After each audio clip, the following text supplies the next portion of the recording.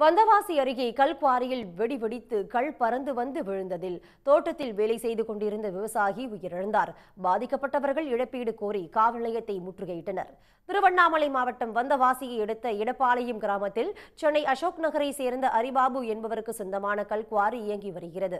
இந்த கல்குவாரியால் பல்வேறு பாதிப்புகள் ஏற்படுவதால் அதனை அகற்ற கோரி சுற்றுவட்டாரத்தை சேர்ந்த கிராம மக்கள் போராட்டம் நடத்தி வருகின்றனர். இந்நிலையில் நேற்று முன்தினம் மாலையில் கல்குவாரியில் வெடிவெடித்ததில் அங்கிருந்து பறந்து சென்ற கல் தோட்டத்தில் வேலை செய்து கொண்டிருந்த விவசாயி ஆறுமுகம் என்பவர் மீது விழுந்தது. இதில் படுகாயமடைந்த அவர் சிகிச்சை பலனின்றி உயிரிழந்தார். தகவல் அறிந்த அவரது உறவினர்கள் குவாரி மீது நடவடிக்கை எடுக்க கோரி வடவணக்கம்பாடி காவல் நிலையத்தை முற்றுகையிட்டு வாக்குவாதம் செய்ததால் பரபரப்பு நிலவியது.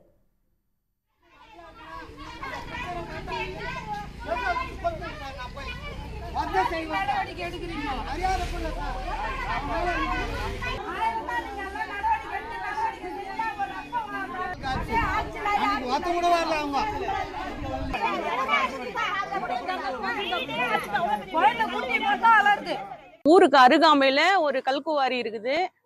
அது மூலயமா எங்களுக்கு ஊருக்கே பாதிப்பு அதிகமா இருக்குது. எல்லா விதத்திலயுமே பிரச்சனை.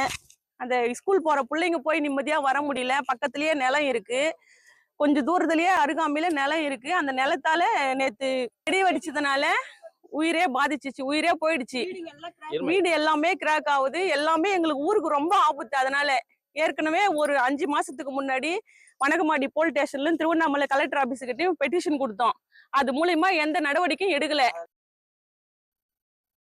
முற்றுகை போராட்டத்தில் ஈடுபட்ட கிராம மக்களை போலீசார் சமரசம் செய்து வைத்தனர். உயிரிழப்புக்கு காரணமான குவாரி உரிமையாளர் மீது நடவடிக்கை எடுத்து உரிய இழப்பீடு பெற்றுத் தருவதாக உறுதியளித்தனர். இதனையடுத்து போராட்டம் செய்தவர்கள் அங்கிருந்து கலைந்து சென்றனர். உடனுக்குடன் செய்திகளை தெரிந்து கொள்ள சன் நியூஸ் பெல் ஐகானை கிளிக் பண்ணுங்க.